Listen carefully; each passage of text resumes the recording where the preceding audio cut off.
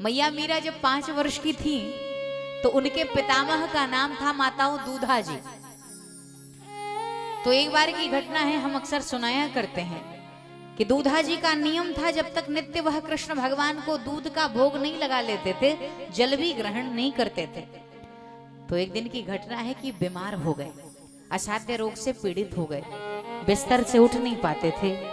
तो उन्होंने मीरा को बुलाया। तो छोटी सी मीरा जी 5 वर्ष की अवस्था रही होगी। मीरा को बुलाकर कहते हैं, बेटी मीरा, मैं बड़ा अस्वस्थ हूं, एक काम करो, आज यह दूध का भोग भगवान को तुम ही लगाओ। मीरा जी ने कहा, ठीक है पितामह।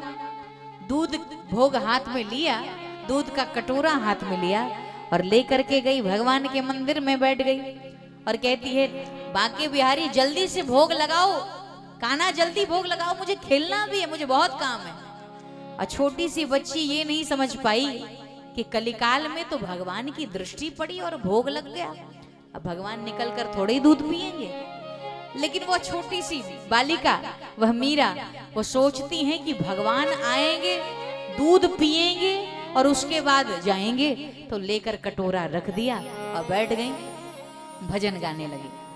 उनको लगा कि रोज पितामह आते थे तो पिला कर जाते थे, क्या हो गया, पी नहीं रहे हैं। तो जब भजन गाते हैं तो भगवान रीझते हैं, भजन से भगवान रीझते हैं, तो हम भी गाएंगे तो भगवान रीझेंगे। तो शायद हमारे श्याम शायद इस निश्चित रूप से ग्रहण कर लें, हमारे भोग, हमारे प्रसाद का भोग लगा लें, हमारे दूध का पान कर लें। और जैसे ही यह भाव से कहती हैं, आपको आश्चर्य होगा, ये कोई बहुत पुरानी घटना नहीं, कलिकाल की ही घटना है।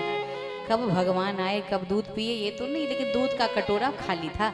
अब मीरा जी छोटी सी बालिका लेकर, कहा बताओ, थोड़ा भी नहीं छोड़े, लेकर झूलती गाती नाचती आती हैं। और दूधा जी बाहर जो बीमार पड़े थे ना, कई गांव के लोगों को लेके बैठे थे। मीरा जी आई तो उन्होंने कहा, बेटी जो भोग लगाई हो ला करके सबको प्रसाद बांटो। तो मीरा ने कहा, क्या बांटू, कुछ छोड़ा हो तब तो बांटती। अरे आज तो उसने कुछ छोड़ा ही नहीं। दूधा जी ने कहा, छोड़ा ही नहीं। गांव वाले शुरू हो गए, गांव वालों का तो काम ही है। गांव वालों ने कहा, पी के खुद चली आई होगी और नाटक कर रही। अरे भैया, पी करके भी आई। तो दूधा जी ने कहा, तो क्या हुआ, हमारे संस्कार ऐसे नहीं कि असत्य का भाषण करे, झूठ क्यों बोलती है। मीरा ने कहा, अरे पितामह, मैं झूठ नहीं बोल रही, सच में उस भगवान ने पान किया। दूधा जी उठ करके बैठ गए। उन्होंने कहा, अच्छा तो भगवान दूध पी लेगा, भगवान ने भोग लगाया। मीरा ने कहा, मैं झूठ नहीं बोल रही, सच में भगवान ने भोग लगाया। और जैसे ऐसे कहा, दूधा जी तो परीक्षा लेने के लिए, दूधा जी ने कहा, अच्छा तो तेरा भगवान क्या फिर से दूध पी लेगा। मीरा का विश्वास, मीरा ने कहा, जिसने एक बार भोग लगाया है वह फिर से भोग लगाएगा, वह दोबारा भी भोग लगाएगा। और यह कहकर दूधा जी ने दूसरा पात्र ही मंगवा लिया। उन्हें लगता है कि भैया मीरा झूठ बोल रही, और दूसरा दूध का कटोरा भर करके लेके आए और कहा चलो। और आगे आगे मीरा, पीछे पीछे दूधा जी, पीछे पूरे गांव के लोग तमाशा देखने चल पड़े। और वहां गए भगवान कृष्ण के यहाँ, दूध का कटोरा रख दिया गया। अच्छा, पिछली बार तो जल्दी एक भजन गाया और भगवान ने दूध पी लिया। जब पूरे दुनिया के लोग, यानी पूरे गांव के लोगों को देखा, अब तो पी ही नहीं रहे किसी कंडीशन में, क्योंकि भगवान सबके सामने थोड़ी आते हैं।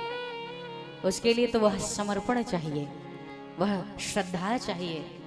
यह गुण साधन ते नहीं होई, और तुमरी कृपा पाव कोई कोई। जिस पर उसका अनुग्रह होता है उन्हीं को वह दर्शन देते हैं।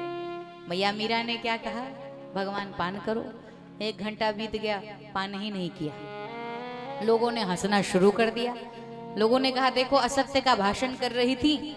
अब मीरा के आंखों से आंसू झरझराने लगे, रोने लगी। अब मीरा कहती हैं, प्रभु लोग मुझे झूठा कहेंगे, लोग मुझे असत्य कहती है ऐसा कहेंगे, प्रभु मेरी लाज रखना। और माताओं, ऐसा कहते कहते मीरा बेहोश हो गई। पर्दा बंद है, भगवान का कटोरा अंदर रखा था। अच्छा, कब भगवान आए फिर किसी ने नहीं देखा, कब भगवान ने भोग लगाया किसी ने नहीं देखा।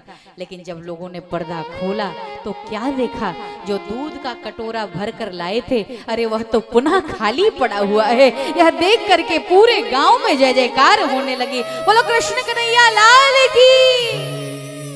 और सब तो दूधा जी की ही जयकार लगाने लगे। उन्होंने कहा कि अरे हमारी जयकार, हमारे विषय में जय जयकार मत करो, क्योंकि कृष्ण भक्ति का भाव लिए और आई मीराबाई, और इसने मेरे जन्म जन्म की पूंजी सफल बनाई।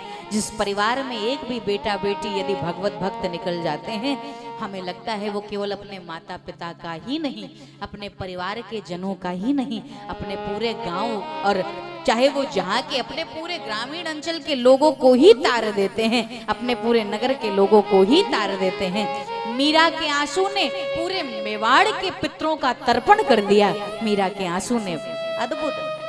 एक भक्त परिवार में निकल जाए तो यानी कहने का मेरा आशय इतना है कि यदि उसको जानना है ना, तो मीरा जैसी दृष्टि चाहिए, तब तो वो सामने आएगा।